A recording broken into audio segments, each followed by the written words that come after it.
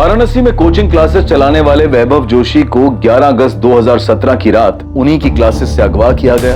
3 नकाबपोशों ने उनके 2 एम्प्लॉइज गीता और जोगिंदर को बांधकर एक क्लासरूम में बंद कर दिया और वैभव को साथ ले गए। वो लोग मेरे पति वैभव को ही क्यों ले गए? सर, वैभव की किसी से क्या दुश्मनी हो सकती? पुलिस की तहकीकात में सामने आता है कि गीता और वैभव का अफेयर था। आप लोग उन्हें ढूंढ नहीं पा रहे इसलिए कहानी बना रहे। वैभव के अगवा होने के कुछ दिन बाद उसकी लाश इलाहाबाद में मिलती है, जिसके बाद ये मिसिंग केस मर्डर केस में बदल जाता है। एक और नाम सामने आता है। जी, मैं ही हूँ ललिता पांडे। क्या ये अवैध संबंध वैभव की किडनैपिंग का कारण? कोचिंग क्लास के एक छात्र योगेश पाल ने बताया कि क्लास का ही एक एक्स स्टूडेंट जॉब रैकेट की वजह से ठगा गया था। उसने कहा था कि वैभव जोशी नहीं मिलेगा। तभी खबरी से पता चलता है कि योगेश पाल प्रेम मिश्रा से संपर्क में है। वो प्रेम मिश्रा जिसे वैभव ने नौकरी से निकाल दिया था। प्रेम मिश्रा इस साजिश के लिए आरती को मास्टरमाइंड बताता है।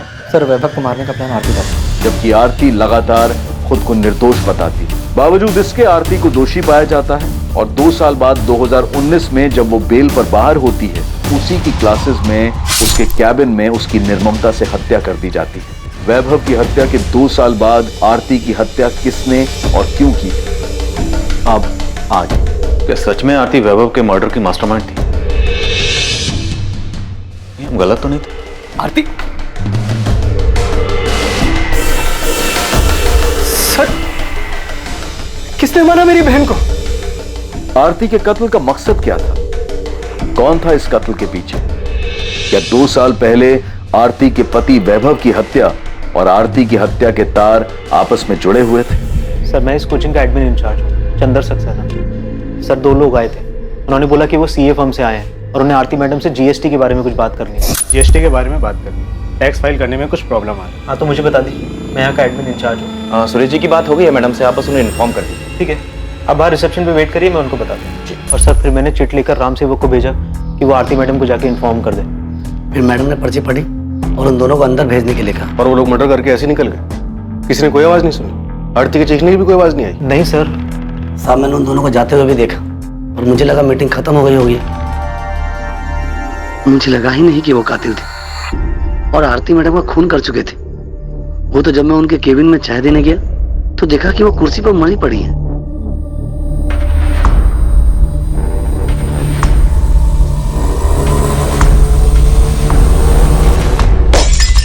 तुमने नहीं भेजा, पर तुम्हारी आरती से बात हुई थी ना कि जीएसटी को लेकर कुछ क्या? कोई बात नहीं हुई। सर, मैंने आपसे कहा था ना, मेरे सीए ने किसी को नहीं भेजा। मेरी भी अपनी सीए सुरेश पुजारी से बात हुई, ना तो उसने आरती से कोई बात की थी ना उसने किसी को भेजा। तो कौन हो सकता है जो सीए के ऑफिस का बहाना करके आरती से मिलने आया और उसे मारकर चला गया? मुझे कैसे पता होगा सर? मेरी बहन को कोई मार के चला गया। मेरे लिए यही मानना मुश्किल हो रहा है अभी।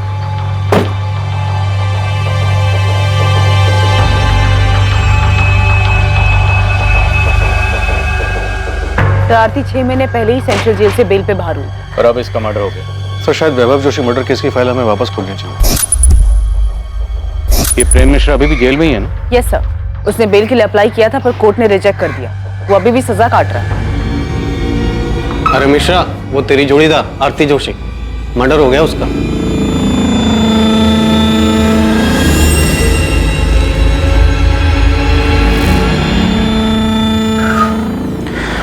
किसी ने सच ही कहा है, जैसी करनी वैसी भरनी। क्या आरती का कत्ल वाकई में जैसी करनी वैसी भरनी का मामला था? 2 साल पहले वैभव जोशी का कत्ल हुआ और अब उसकी पत्नी आरती जोशी का भी। जी ठीक है, पुलिस स्टेशन जाना होगा मुझे अभी। पुलिस के कुछ सवालों के जवाब देने हैं। आपको आरती को ऑफिस एडमिनिस्ट्रेशन के इश्यूज संभालने के लिए कहना ही नहीं चाहिए था। मैंने नहीं कहा था उसको, खुद गई थी वो। मुझे समझ में नहीं आ रहा है कि उसे उनसे मिलने की जरूरत क्या थी। सीए के ऑफिस से लोग आए थे ना, मना कर देना चाहिए था यार। आपको ना उस गीता से पहले ही दूरी बना लेनी चाहिए थी। अरे पहले मुझे पुलिस को हैंडल करने दो, देखते हैं क्या सवाल पूछते हैं लोग। बिना मैं जब तक मोहन ठाकुर से बात करता हूँ, तुम आरती जोशी के पिछले 6 महीने के रिकॉर्ड्स निकलवाओ, जब से वो बेल पर जेल से बाहर आई थी। तो हमें वैभव की फैमिली को भी चेक करना चाहिए। उसकी माँ, बहन, जीजा, हो सकता है उनमें से किसी का इस मर्डर में हाथ हो। ठीक है, पता करो। और उस प्रेम मिश्रा के बारे में भी पता करो। Okay sir. नमस्कार साहब। उस्मान, खबर तो मिल गई होगी तुझे? साहब, मुझे नहीं, पूरे शहर में खबर फैल चुकी है। आपको कुछ पता चला कि कौन है वो लोग? नहीं, लेकिन कोचिंग क्लासेस के पियोन रान सेवक और एडमिन इंचार्ज चंद्र सक्सेना की मदद से हम उन दोनों का स्केच बनवा रहे हैं जिन्होंने आरती का मर्डर किया था। कहना मुश्किल है कि स्केच कितना सटीक बनता है, क्योंकि दोनों सीए फर्म के एम्प्लॉय बनकर आए थे, तो जाहिर है थोड़ा भेस बदल कर आए होंगे। पर खैर, इसके अलावा कोई दूसरा चारा भी नहीं है। कुछ भी करके इन्हें ढूंढ निकालना हो, अपने सारे सोर्सेज, अपने सारे नेटवर्क का इस्तेमाल कर। हमेशा कहा कि वैभव के मर्डर में हम आरती को लेकर गलत थे। एक बार इसका छाप मारना दो साहब, मैं फौरन अपना नेटवर्क काम पे लगा दूं। आखिर ये दोनों बच के जाएंगे कहाँ? गले पर गहरा कट है, पेट और चेस्ट पर 7 बार चाकू जैसी तेज धार वाली चीज से वार किया गया। इसके पति को भी ऐसे मारा गया था। उसी के मर्डर की सजा इसके बॉयफ्रेंड प्रेम मिश्रा और उसके 2 साथी प्रकाश वर्मा और कमलेश जायसवाल को मिली। वो तीनों अभी भी जेल में। ये आरती 6 महीने पहले बेल पर बाहर आई थी। अब इसका भी मर्डर हो गया। डॉक्टर, क्या वैभव मर्डर केस में हम गलत थे? तो पता नहीं, अगर गलत हुए हैं तो जिसने भी वैभव का मर्डर किया था वो शायद इसके बेल पर बाहर आने का इंतजार कर रहा था। ऐसे ही मौका मिला, उसने इसे भी मार दिया। शायद कोई ऐसा शख्स जिसे इन दोनों की मौत से ज्यादा फायदा होने वाला था। दिलीप, हमें आरती के खिलाफ ठोस सबूत जुटाने होंगे। हम प्रेम मिश्रा और उसके साथियों के बयान पर भरोसा नहीं कर सकते, क्योंकि आरती कोर्ट में यही कहेगी वो बेकसूर है। ऐसे में उसे सजा दिलवाना मुश्किल होगा। 2 साल पहले यानी कि 2017 में पुलिस को एक ब्रेक थ्रू मिला था, जब उन्हें अपने खबरी से यह खबर मिली कि एवी स्टडी सेंटर का एक स्टूडेंट योगेश पाल प्रेम मिश्रा के संपर्क में है। वो प्रेम मिश्रा जो कभी स्टडी सेंटर में काम करता था, आरती जोशी का एडमिनिस्ट्रेटिव डिपार्टमेंट में सहायक था और आरती के साथ उसका अफेयर भी था। ये सारी जानकारी पुलिस के लिए वैभव मर्डर केस में बहुत महत्वपूर्ण साबित होने वाली थी। उस केस में, जिस केस में पुलिस के पास अब तक कोई क्लू नहीं था, कोई सही अंदाजा नहीं था कि वैभव जोशी का मर्डर किसने और क्यों किया। इस केस में पहली सफलता पुलिस को योगेश पाल से मिली जब उसे उठाया गया। बहुत घुमा लिया तूने हमें योगेश पाल। हमें पता है तू किसी एक्स स्टूडेंट से नहीं मिला था। सर मैं सच बोल रहा हूँ सर। तबे सच तो तू तब बोलेगा जब हमारा डंडा चलेगा। 50,000 डंडे गिन के मारना इसे। पहचानता है ना इसे? प्रेम मिश्रा। चल बोल, क्या सेटिंग थी तेरी इसके साथ? इतना तो हमें पता है कि नौकरी के नाम पर पैसे खाने वाली कोई बात नहीं थी। सर हमें पैसे मिले थे, 1 लाख मुझे और 1 लाख निखिल को।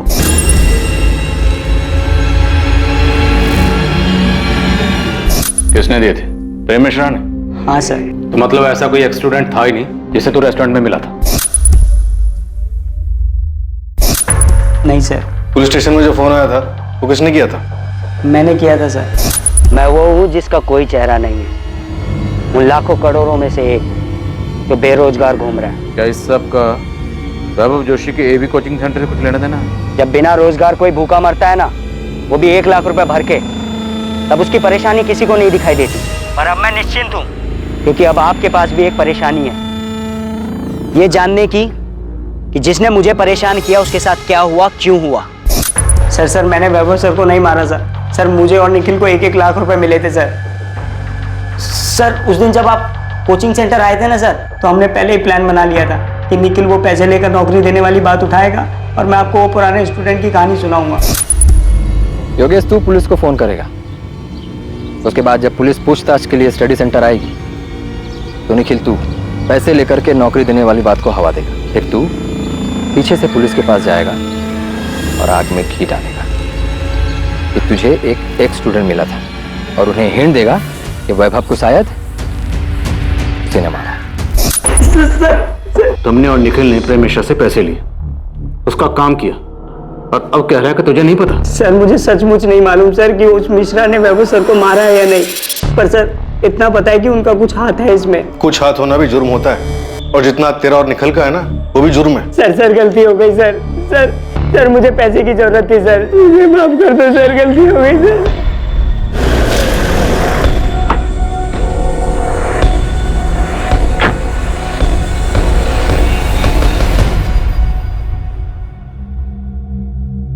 प्रेम मिश्रा।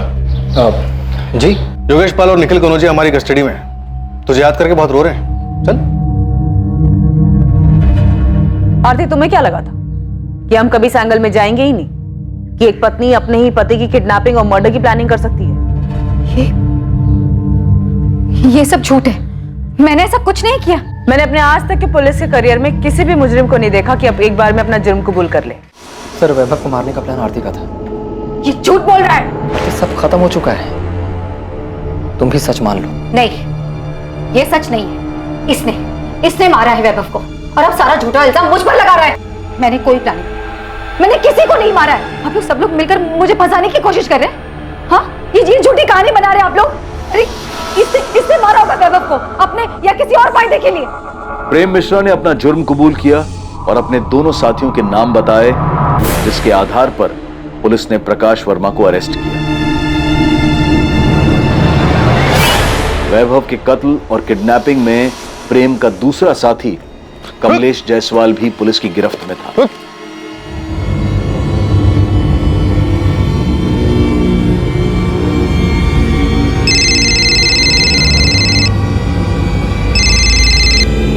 हेलो, अभी तक पहुंचे क्यों नहीं? वैभव स्टडी सेंटर से निकलने वाला हूँ। हाँ बस पहुंच रहे हैं, पास में ही है। याद रखना, सिर्फ वैभव को उठाना है, उसे ही मारना है। हमको अच्छे से पता है क्या करना है, तुम टेंशन मत लो, सब ठीक से हो जाएगा। झूठ बोल रही है। हाँ, हमारा अफेयर चल रहा था। मैंने इसे उस रात कॉल भी किया था, लेकिन वो कॉल किसी किडनैपिंग या मर्डर प्लान के लिए नहीं था। सर, ये झूठ बोल रही है। ये सारा प्लान इसी का था। यही मेरे पीछे पड़ी थी कि वैभव को मार देते हैं। किडनैपिंग से लेके मर्डर का पूरा प्लान इसी ने बनाया था।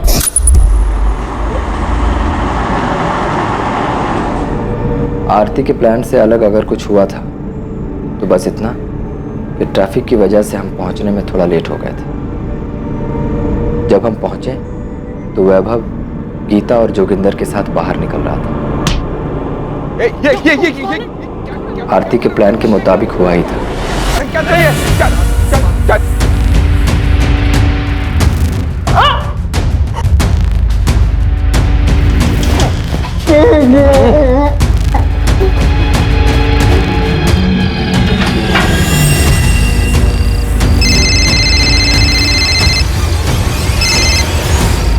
प्रेम, काम हो गया? हाँ हो गया, हम वैभव को लेकर के जा रहे हैं। तुम अपना नाटक शुरू कर दो। जैसा बोला है ना वही करना, कोई गलती मत कर देना। अरे हाँ मेरी जान, तुम टेंशन मत लो, सब वैसे ही होगा।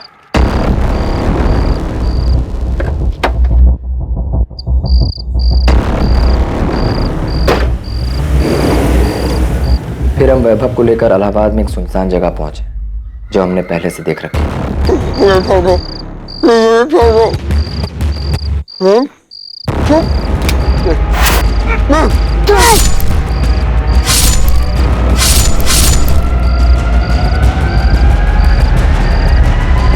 अरे आप इसकी बात सुनी क्यों रहे हैं? मैंने कोई प्लान नहीं किया। झूठ बोल रही है। सर, झूठ मैंने ये बोल रही है। और सर, वैभव को मारने के बदले इसने मुझे 12 लाख रुपए देने का और मुझसे शादी करने का वादा भी किया था। पूछिए इससे। क्या बकवास कर रहे हो तुम? कौन आपके पति को मारकर उसका इल्जाम आप पर डालेगा? आरती जोशी, अब नाटक बहुत हो गया, बंद करो, अपना जुर्म कबूल करो। मैं कोई नाटक नहीं कर रही, मैंने कोई प्लान नहीं किया। नहीं मारा है मैंने वैभव को। प्रेम मिश्रा ने झूठ बोलकर मुझे फंसाने के पैसे लिए हैं।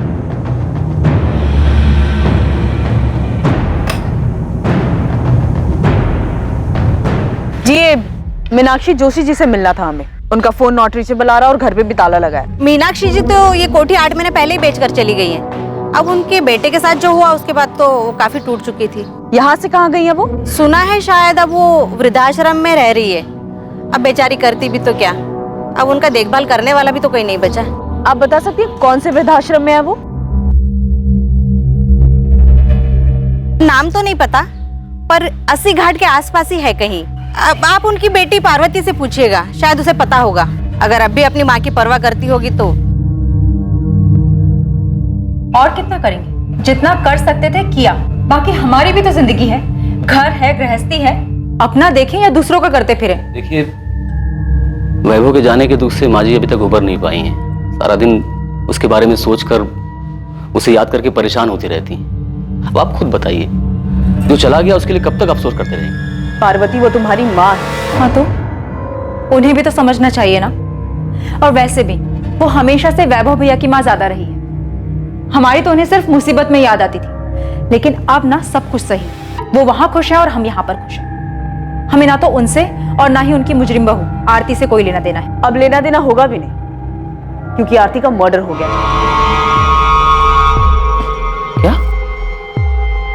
मर्डर कहाँ हुआ है? जेल में? उसकी कोचिंग क्लास में। आपको पता नहीं था वो बेल से बाहर आई हुई है? बेल पे बाहर आए या नरक में जाए, हमें कोई फर्क नहीं पड़ता। मेरे भाई को मार दिया, मेरी माँ को बेहाल करके छोड़ दिया, जिए या मरे बाहर में जाए, घर बेच दिया, सारा पैसा अपने पास रख लिया, मुझे एक फूटी कौड़ी तक नहीं दी। पार्वती, तुम्हारी माँ ने कोई शिकायत नहीं की। हम आरती के मर्डर के सिलसिले में आए थे। हाँ तो यहाँ क्यों आई? जाइए उसके भाई मोहन घर जाइए, आप जाना है तो। मुझे पहले शक था उसने अपनी बहन के साथ मिलकर मारा है वैभव को, और अब ज्यादा लालच के चक्कर में आरती को ही मार दिया होगा। मोहन ठाकुर, आरती का बड़ा भाई, जो कि आरती के स्टडी सेंटर में पार्टनर था, मुनाफे में 25% का भागीदार था।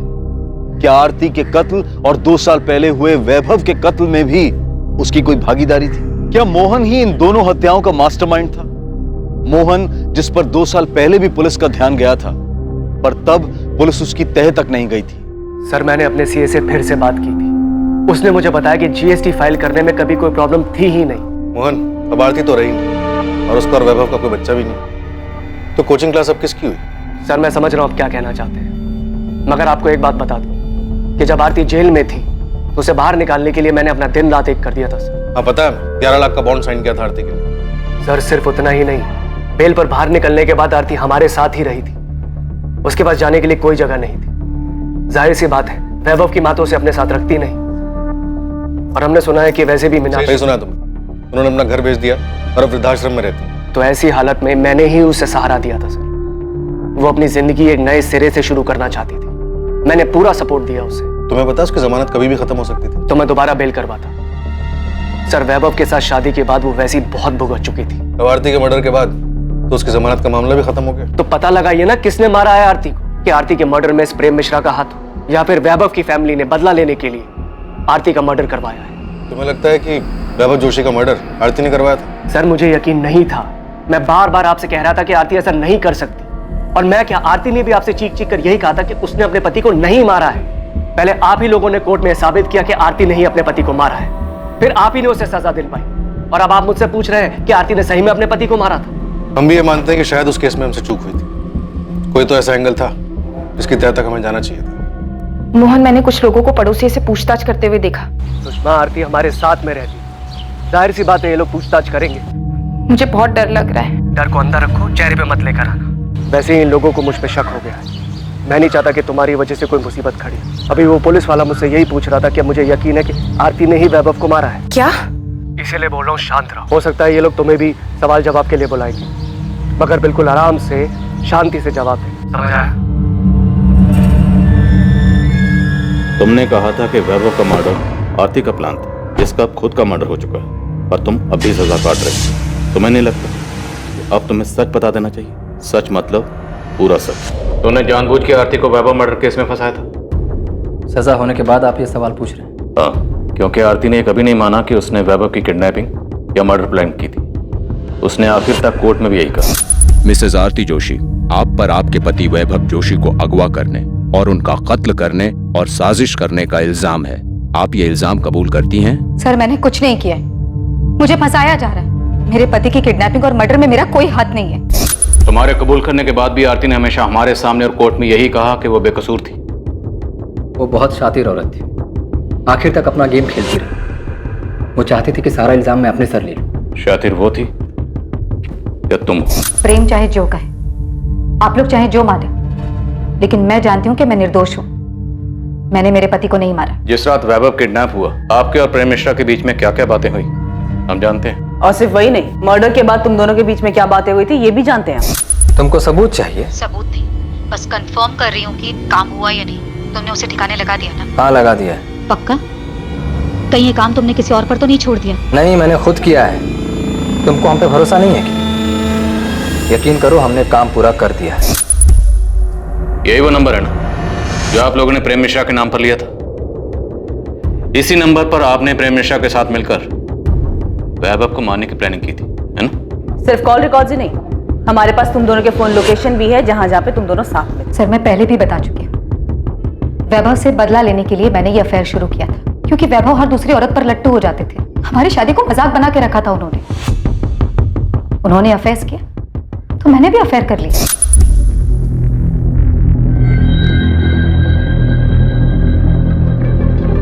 मैं जब प्रेम के साथ थी तब भी मुझे अच्छी तरह पता था कि वैभव मेरा पीछा कर रहा है, मुझ पर नजर रख रहा है। मैं वैभव के चेहरे पर वही दर्द, वही तकलीफ देखना चाहती थी। तुम्हारी हिम्मत कैसे हुई? कैसे हुई तुम्हारी हिम्मत? जैसे तुम्हारी हिम्मत। तुम्हें अगर हर दूसरी औरत के साथ सोने से पहले ना मेरी मंजूरी की जरूरत नहीं है ना, मुझे भी किसी के भी साथ सोने के लिए तुम्हारी मंजूरी की कोई जरूरत नहीं है। मैं तुम्हें जान से मार दूंगा। उस प्रेम को तो छोड़ूंगा नहीं मैं।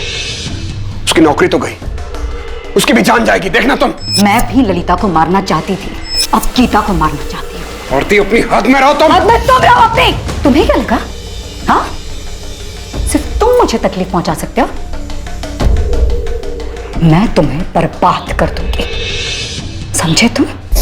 मुझे पता ही नहीं चला कब वैभव से बदला लेते लेते मैं प्रेम को सचमुच पसंद करने लगी थी।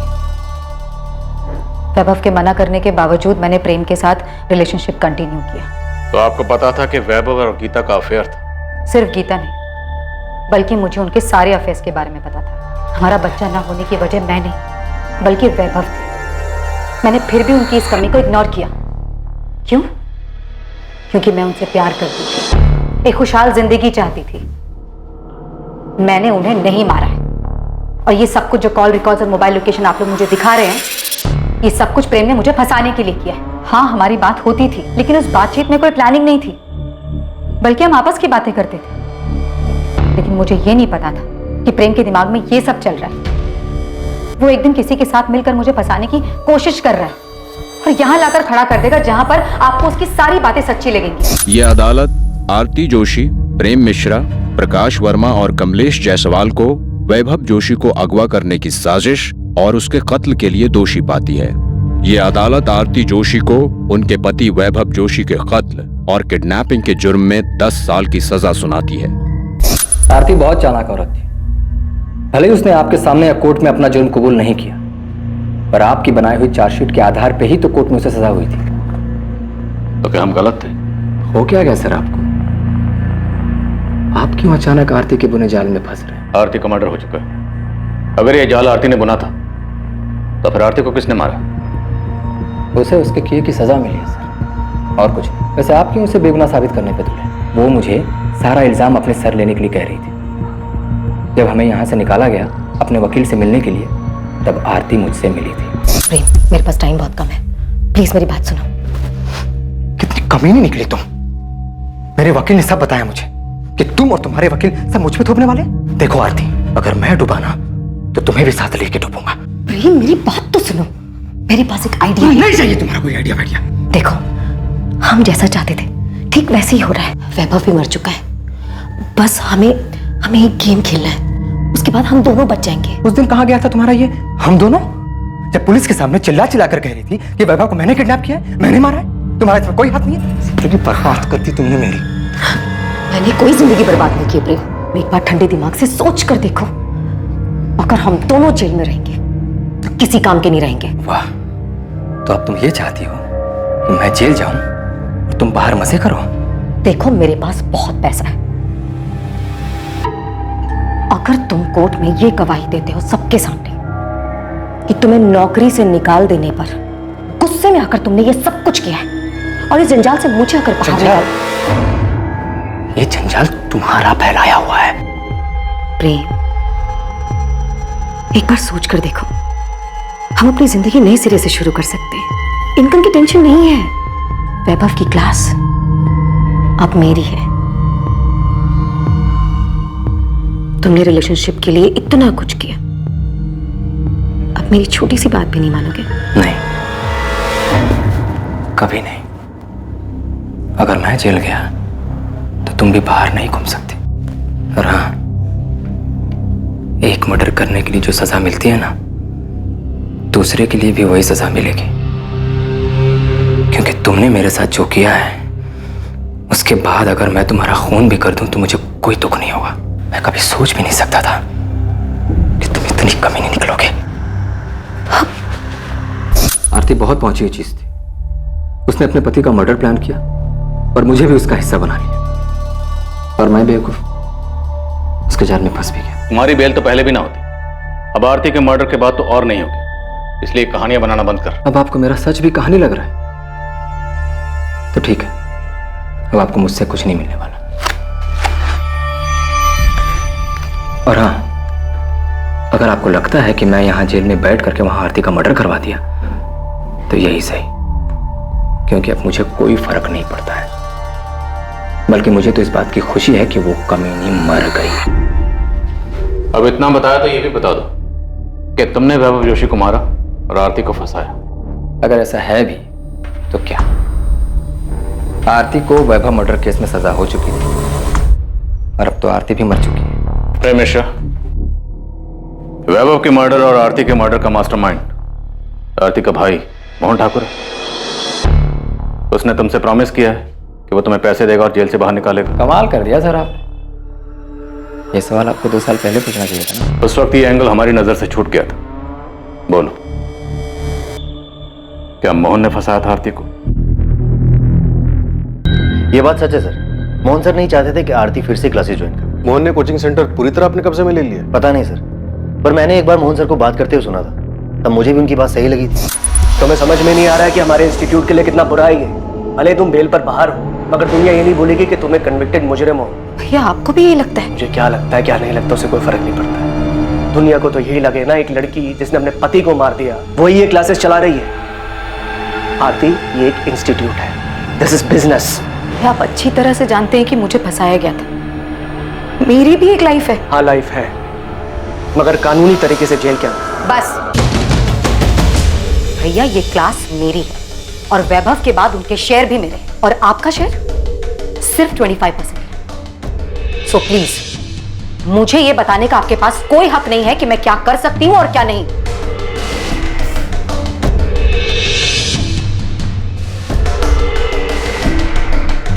ये बात भी सच है सर, क्या आरती मोहन सर की जिम्मेदारी बन गई? वैभव के मर्डर में आरती के अरेस्ट होने के बाद जब कोचिंग सेंटर मोहन ने संभाला, तब क्या कभी उसकी किसी हरकत से ऐसा लगा कि वैभव के मर्डर में उसका भी हाथ हो सकता है? सर मुझे तो कभी उनके बिहेवियर से ऐसा कुछ लगा नहीं, पर हाँ क्लासेस में बातें होने लग गई थी कि वैभव सर मर चुके हैं, आरती जेल में है, और ये सब कुछ अब मोहन सर का ही। साहब ये दोनों जिन्होंने आरती को मारा है वाराणसी के तो नहीं, क्योंकि मेरी टीम ने पूरा शहर छान मारा लेकिन कहीं दिखे नहीं। मेरी टीम अभी काम पे लगी है, हो सकता है आसपास की है। साहब मुझे ऐसा लगता है कि आपको आरती के भाई मोहन ठाकुर पे फोकस करना चाहिए। ना तो हमें वैभव जोशी के कॉल रिकॉर्ड से कुछ मिला और ना ही मोहन ठाकुर। आरती के कॉल रिकॉर्ड से भी ऐसा कुछ नहीं मिला जिससे हमें कोई लीड मिल सके। साहब आरती के बेल के पीछे मोहन ठाकुर की साजिश है, उसका तो कोई प्रूफ नहीं है, लेकिन हाँ उसके पड़ोसी से बात की तो पता चला कि मोहन और उसकी बीवी आरती के साथ में रहने से खुश नहीं थे। वो तो क्लासेस के लालच में उनको मजबूरी में अपने साथ में रख रहे थे। आपने जब आरती को अरेस्ट किया वो टाइम हमारे लिए बहुत अच्छा नहीं था। हमारा एक बच्चा है जो अभी क्लास 7 में आया है। आप खुद ही बोली, हर जगह आरती की खबर छप रही थी, तो बच्चे पर क्या असर हुआ होगा? तो अगर आरती के अरेस्ट होने से आपको इतनी परेशानी हुई, तो जब आरती जमानत पर बाहर आई तब तो आपको और भी दिक्कत हुई होगी। आप जैसा समझे सर, लेकिन आरती जैसी जिद्दी लड़की मैंने आज तक नहीं देखी। घर पर रहने तक तो ठीक था, लेकिन वो क्लासेस में प्रॉब्लम क्रिएट करने लगी। उसे समझ ही नहीं आ रहा था कि उसके क्रिमिनल रिकॉर्ड की वजह से क्लासेस पे क्या असर पड़ेगा। एक काम करते, आपके 25% शेयर की आने वाले 5 साल की जो इनकम बनती है ना, वो मैं आपको पे कर देती हूँ, ठीक है? आरती, इतना आसान नहीं है ये। शेयर दोगी तुम? 2 साल जब तुम पर तुम्हारे पति के मर्डर का केस चल रहा था ना, और फिर तुम्हें सजा हुई, तो यही थे जिन्होंने क्लासेस संभाली थी। ये बात बार बार बोलकर आप मुझे क्या जताना चाहती हैं? आप दोनों ने मिलकर बहुत बड़ा महान काम किया है मुझ पर। वो क्लासेस मैं और मेरे पति मिलकर चला रहे थे। वही पति जिसका तूने खून कर दिया। एक नंबर का घटिया और एहसान फरामोश इंसान था वो। बुरा मत मानो, तुम भी ना कुछ कम नहीं हो। आरती, तुम्हें पता भी है तुम्हारे यहाँ रहने से हमें क्या क्या सुनना पड़ता है? उस वक्त भी लोगों ने हमें न जाने क्या क्या कहा था। वाह, आपको तो सब याद है, लेकिन ये याद नहीं होगा कि पति का मर्डर करने वाली उसी औरत की क्लासेस की कमाई पर आप ऐश कर रही हो। लेकिन हाँ, मेरे यहाँ रहने और क्लासेस ज्वाइन करने से आप लोगों की जिंदगी तबाह हो जाएगी। तुम्हें यहाँ पर रहने से कौन मना कर रहा है? तुम रहो ना यहाँ पर, तुम्हारा ही घर है। हम बस इतना चाहते हैं कि तुम क्लासेस से दूर रहो। हमने आरती को कितना समझा, लेकिन उसने हमारी एक नहीं सुनी। क्लासेस जाना छोड़ा नहीं उसने। और आपके पति मोहन ठाकुर? मेरे पति आरती के बड़े भाई, क्लासेस शुरू करने में उन्होंने ही उसकी हेल्प की थी। जिसके बदले मोहन को कोचिंग के प्रॉफिट में शेयर मिलता है।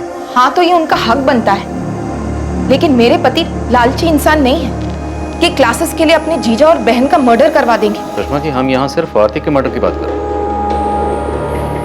आपके पति ने वैभव जोशी का मर्डर किया या नहीं किया ये तो हमने पूछा ही नहीं, ये तो आप खुद कह रहे हैं। हाँ वो तो मैंने यूं ही बोल दिया। हो सकता है ये लोग तुम्हें भी सवाल जवाब के लिए बुलाएंगे, मगर बिल्कुल आराम से शांति से जवाब दें। बोल दिया क्योंकि आप उन पर इल्जाम लगाए जा रहे हैं। इल्जाम तो हमने लगाया ही नहीं सुषमा। क्या वैभव जोशी का मर्डर आपके पति मोहन ठाकुर ने करवाया और अब आरती का मर्डर भी उन्होंने करवाया? नहीं सर, ऐसा कुछ भी नहीं है।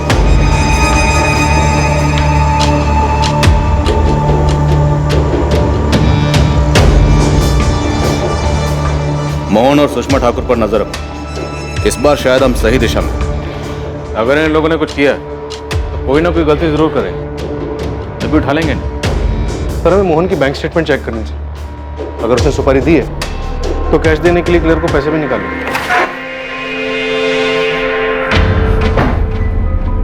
कैसा रहा? सब ठीक था ना? नहीं, मैं डर गई थी।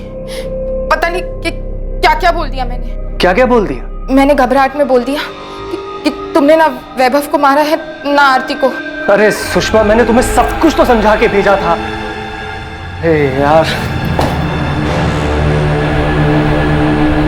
मोहन ठाकुर और सुषमा ठाकुर अब आरती मर्डर केस के अहम संदिग्ध थे। वैभव मर्डर केस में भी मोहन के अहम संदिग्ध होने का अंदेशा था।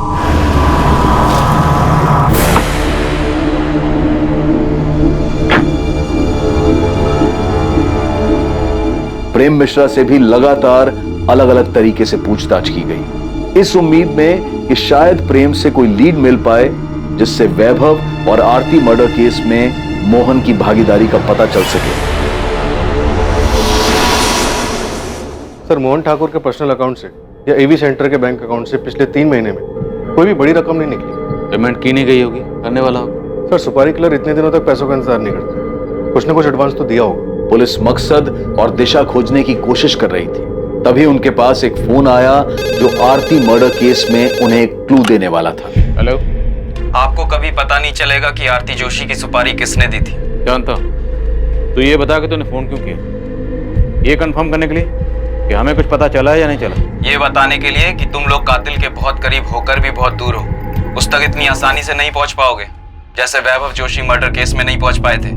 अच्छा लगा सुनकर कि तुझे सब कुछ अच्छी तरह से पता है, लेकिन फोन करने की जहमत क्यों की? क्योंकि मैं चाहता हूं कि इस बार तुम लोग किलर तक जल्दी पहुंच जाओ। अच्छा लगा सुनकर कि तुझे सब कुछ अच्छी तरह से पता है, लेकिन फोन करने की जहमत क्यों की? क्योंकि मैं चाहता हूं कि इस बार तुम लोग किलर तक जल्दी पहुंच जाओ। बता हमें क्या करना चाहिए? फिर क्लू दे।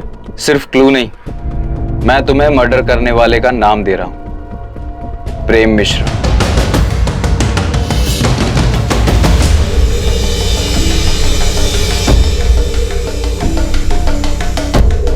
बिना पिछले 2 महीने में तो किसी भी अपराधी की बेल नहीं हुई है। क्या फिर भी आप अपने रिकॉर्ड में चेक करके बता सकते हैं कि प्रेम मिश्रा अब किसके साथ सेल शेयर कर रहा था और उनमें से कौन कौन बाहर है और किस किस से उसकी बातचीत थी?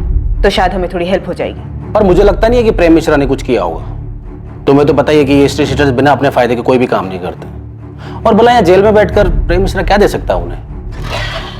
सर, फोन इलाहाबाद के पीसीओ से किया गया था, लेकिन पीसीओ वाले को याद नहीं है कि फोन किसने किया था। इस तरह अचानक से फोन आना, प्रेम मिश्रा का नाम लेना, वैभव जोशी मर्डर केस की याद दिला रहा है। याद है वो नौकरी के नाम पर झांसा देने वाले रैकेट की इन्फॉर्मेशन के लिए फोन आया था, जो योगेश पाल ने हमें गुमराह करने के लिए किया था। सर, एक कॉल भी वैसे ही लग रहा है जैसे वैभव जोशी मर्डर के टाइम पर आरती से गुमराह करने के लिए हमें किया गया था, लेकिन इस बार शायद मोहन ठाकुर से डाइवर्ट करने के लिए किया गया। नहीं सर, मोहन ठाकुर नहीं लग रहा। सर, वैभव जोशी के टाइम पर आरती हमारी प्राइम सस्पेक्ट नहीं थी, और उस वक्त हमें गुमराह करने का मकसद था कि हमारा ध्यान अपने प्राइम सस्पेक्ट से आरती की तरफ न जाए, और शायद इस बार भी कातिल हमारी प्राइम सस्पेक्ट लिस्ट में नहीं है। लेकिन वो कौन है जो अभी तक हमारी सस्पेक्ट लिस्ट में नहीं है? गीता? कहीं वो गीता तो नहीं जिससे कॉलर हमारा ध्यान हटाना चाहता है?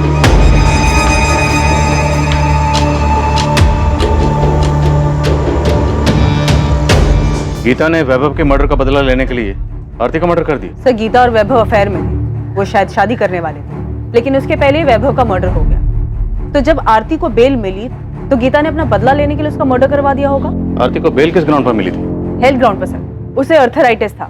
दिसंबर 2018 में आरती को जेल हुई थी। उसके भाई मोहन ने जनवरी 2019 से बेल के लिए ट्राई करना शुरू किया। आरती को फाइनली बेल मार्च 2019 में मिली।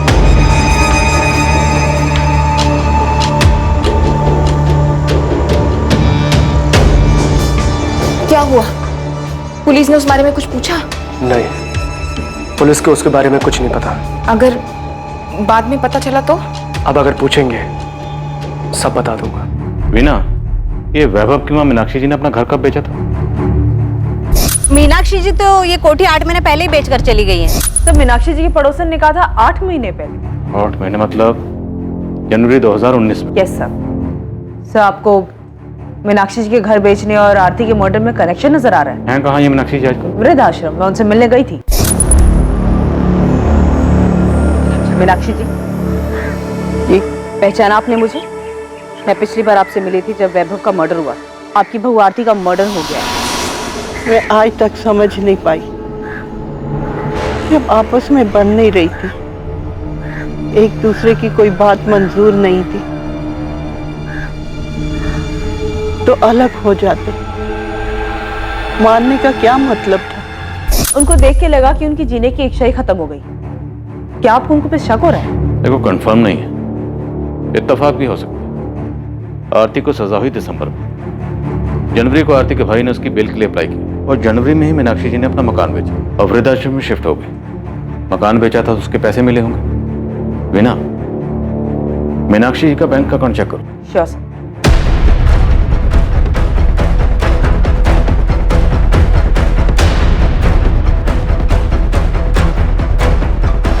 उस्मान, मीनाक्षी जोशी के कॉल रिकॉर्ड्स नहीं है क्योंकि वो फोन यूज ही नहीं करती। सर, बिना फोन के कोई कॉन्टैक्ट प्लेयर को सुपारी कैसे देगा? हम मीनाक्षी जोशी के दामाद किशोर और बेटी पार्वती के कॉल रिकॉर्ड्स देख रहे हैं। उनके दामाद का कहना है कि वो और वैभव पहले दोस्त थे, बाद में रिश्तेदार बने। हम दोनों एक दूसरे के बहुत करीब थे। मैं तो वैभव को तब से जानता था जब हमारा रिश्ता बना भी नहीं था। देखनी है, पार्वती और किशोर तो मीनाक्षी को देखने तक नहीं जाते। तुम दोनों पे नजर रख, कभी कभी तीर अंधेरे में भी निशाने पर लग जाता। मैं मूर्तिगंज पुलिस स्टेशन से assistant sub inspector Veena Shukla बोल रही हूँ। मुझे एक अकाउंट की डिटेल जल्द से जल्द चाहिए। मैं रिक्वेस्ट मेल कर दे रही हूँ, थोड़ा जल्दी कीजिएगा।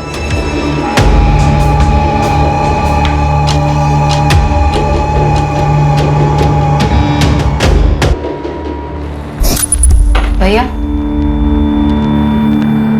ये क्या है? क्या है? पैसे निकाले? हाँ, 2 लाख किस लिए? तो तुम मुझसे हिसाब मांगोगी? बिल्कुल, क्योंकि आपने ये पैसे अपना शेयर लेने के बाद निकाले। राहुल का एक अच्छे स्कूल में एडमिशन करवाना था, 2 लाख रुपए चाहिए थे एडवांस फीस के। मेरे प्रॉफिट शेयर में से कट कर ले। हाँ, तो आपको बताना चाहिए था ना मुझे। तुम कहना क्या चाहती हो? मैंने चीटिंग की है? मैं ये नहीं कह रही हूँ भैया, मैं सिर्फ इतना कह रही हूँ कि आपने ये पैसे निकाले और मुझे नहीं बताया। मैं भी जिंदा हूँ, मरी नहीं हूँ। सड़ रही थी तुम जेल में, मैंने दिन रात एक करके पैसा खर्च करके तुम्हें जेल से बाहर निकाला और तुम मुझ पर, अपने बड़े भाई पर चढ़ रही हो। तुम ये बात घर पर आकर भी कर सकती थी ना, वहाँ क्लासरूम में करने की क्या जरूरत थी? और अगर तुम भूल गई हो तो मैं याद दिला दूं कि तुम्हारे भैया ने भी क्लास में पैसे लगाए। भाभी, वैसे भी ना भैया का बिजनेस ठप पड़ा हुआ, तो ये सारे खर्चे जो चल रहे हैं ना, वो क्लासेस के पैसों से ही चल रहे हैं। तो ज्यादा एहसान जताने की जरूरत नहीं है मुझ पर। हाँ भैया, वैसे एक बात और, दोबारा आप कोई भी ट्रांजैक्शन करेंगे तो मुझसे पूछ कर ही कीजिएगा, फिर चाहे मैं जेल में ही क्यों ना। आप बिजनेस में शेयर होल्डर, मालिक नहीं।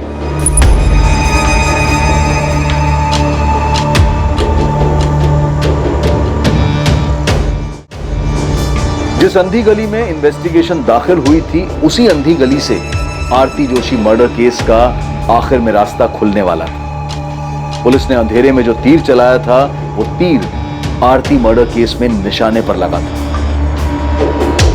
लेकिन इस सफलता से पहले एक उससे भी बड़ी सफलता इस केस में सामने आने वाली है। आसमान बोल, पार्वती और किशोर का कुछ पता चला? सर, वहाँ कुछ मिले या ना मिले, यहाँ 2 पंटर मिले, ये वसीम बेग और बिलाल कुरैशी। कौन है ये दोनों? मैडम ने आप लोगों को बुलाया है।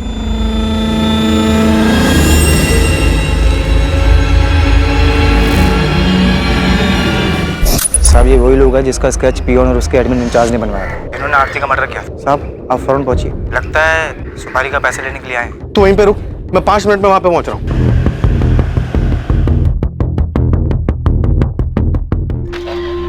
सर, आपका शक सही था। काफी घुमाकर प्लानिंग की गई। मीनाक्षी जोशी के अकाउंट से पैसे दिए गए? नहीं सर, लेकिन घर बेचने के बाद की कहानी कुछ और है, जो हमसे छुपाई गई। हमसे चूक हो गई सर। हमने सिर्फ मोहन का अकाउंट चेक किया, लेकिन घर बेचने के बाद मीनाक्षी जी को 55 लाख रुपए मिले, जिसमें से 40 लाख रुपए उन्होंने पार्वती के अकाउंट में ट्रांसफर किए। ये किशोर और पार्वती तो कुछ और ही कहानी सुना के गए थे। उन्होंने तो कहा था कि मीनाक्षी जी ने घर बेचने के बाद उन्हें कुछ नहीं दिया। हमसे झूठ बोल रहे थे वो दोनों। घर बेच दिया, सारा पैसा अपने पास रख लिया, मुझे एक फूटी कौड़ी तक नहीं दी। पार्वती और किशोर कुछ ज्यादा ही ओवर एक्टिंग कर गए। सर, उनको तबीयत से तोड़ते सारी एक्टिंग निकल जाएगी। Sir 102 number.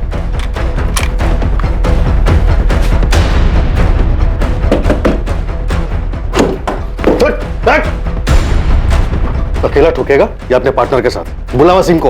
वसीम! चलिए माँ जी। पार्वती और किशोर आपका पुलिस स्टेशन में इंतजार कर रहे हैं। बैलेंस पैसे लेने आए थे सर। तुम दोनों में से मुझे फोन किसने किया था? मैंने किया था सर, वो भी हमारे प्लान का हिस्सा था। एडवांस कितना मिला था? 4 लाख। और बैलेंस कितना था? 6 लाख सर। आज की तारीख फिक्स हुई थी बैलेंस लेने के लिए। ये 4 लाख है, बाकी 6 काम होने के बाद कल काम हो जाएगा। अच्छा, उसके सीए का नाम सुरेश पुजारी है। एक बार में याद हो गया था भाई, उसके जीएसटी का भी पता करके आए। तुम टेंशन मत लो, कल काम हो जाएगा।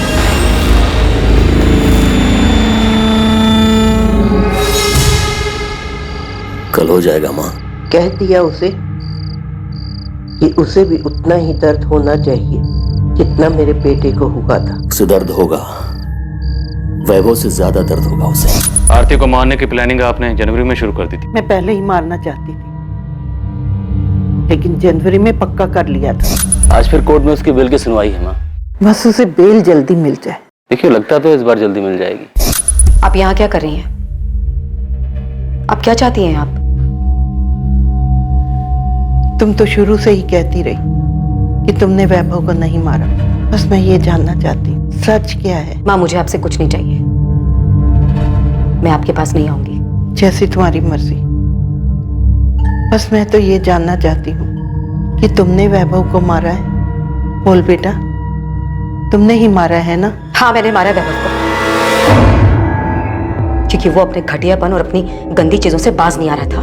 5 सालों में जो दर्द और जो तकलीफें उसने मुझे दी है, वही दर्द मैं उसे देना चाहती थी। हाँ, मैंने मारा है आपके बेटे को, क्योंकि मैं आपके बेटे से नहीं बल्कि प्रेम मिश्रा से प्यार करती हूँ।